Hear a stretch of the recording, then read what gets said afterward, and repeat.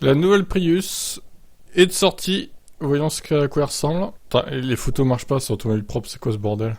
On nous censure, hein, vraiment. On veut pas nous montrer cette Prius, c'est ça? Elle est si moche que ça? Bon, on va aller voir ailleurs, c'est pas grave. Oh là, la couleur. Putain, pourquoi du jaune?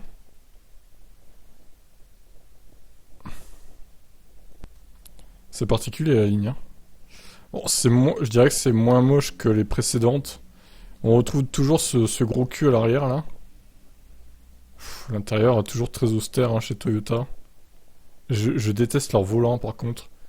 Avec un gros carré avec le logo au milieu, je peux pas, quoi. Voyons les photos. Bon, après, on va retourner sur Automobile Propre pour l'article, au pire. La ligne est pas trop dégueu. Après, la couleur, encore une fois, ouais, c'est mieux comme ça, déjà, ouais. Le jaune, bof, hein. J'ai un peu de mal avec l'arrière, hein, quand même, j'avoue. Mais l'avant, ça va. Ouais, les photos ne chargent toujours pas, hein. Je sais pas ce qui se passe, mais... Elle a fêté ses 25 ans en 2022. Elle est sortie en 97, la première Prius. Bah, à l'époque, c'était une révolution, hein. Maintenant, ce n'est qu'une évolution. La Prius est donc concurrencée en interne par les véhicules classiques de la marque, à commencer par la Corolla, pas de quoi toutefois remettre en question le modèle, qui reste populaire sur d'autres continents. La Prius a ainsi droit à une toute nouvelle génération, la 5e.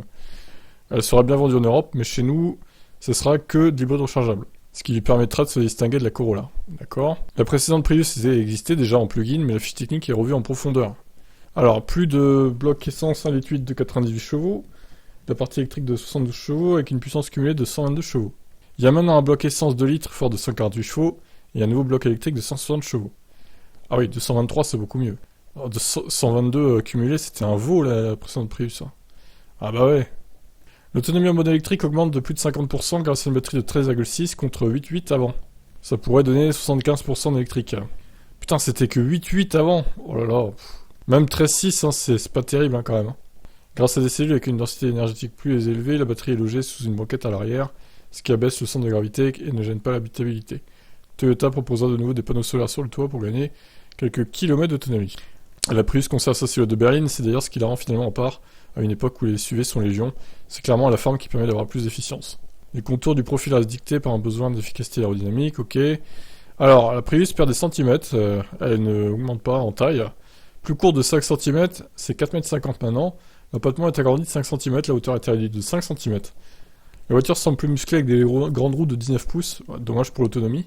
Elle garde bien sûr quelques curiosités esthétiques comme les optiques en forme de C qui semblent prendre en étau la carrosserie. À l'intérieur, la présentation se fait plus soignée, un large écran trône au-dessus de la planche de bord, mais la Prius conserve des boutons classiques pour la clim, ce qui évitera de se perdre dans les menus de cet écran. Si l'instrumentation numérique est toujours à la base du pare-brise, elle est désormais dans l'axe du conducteur, une idée reprise des SUV BZ4X. C'est d'ailleurs ce qu'on peut retenir de cette première découverte de la Prius 5, autrefois pionnière, elle se contente maintenant d'évoluer, sans chercher à prendre de l'avance sur le marché des voitures écolo. Bah c'est ça, c'est ce que je disais au début, pas de révolution, que des évolutions. Pas de motorisation avant-gardiste, pas de technologie révolutionnaire, alors que la rumeur de l'hydrogène avait circulé, la Prius est à concentrer de ce que Toyota fait de mieux. Ce qui est déjà pas mal, ouais, bof. Ce qui est pas suffisant, je dirais. Moi, j'aurais vu une Prius. Ils auraient pris un risque là, mais ça aurait été incroyable. Une Prius soit hydrogène, soit électrique, soit hybride ou hybride rechargeable. Les trois en même temps, ils sortent. Ça aurait été incroyable là. Franchement, ils auraient fait parler là. Mais ça ne sera pas le cas, évidemment. Toyota n'en prend encore une fois pas beaucoup de risques avec cette nouvelle Prius. Qu'est-ce que vous en pensez, vous? Ciao.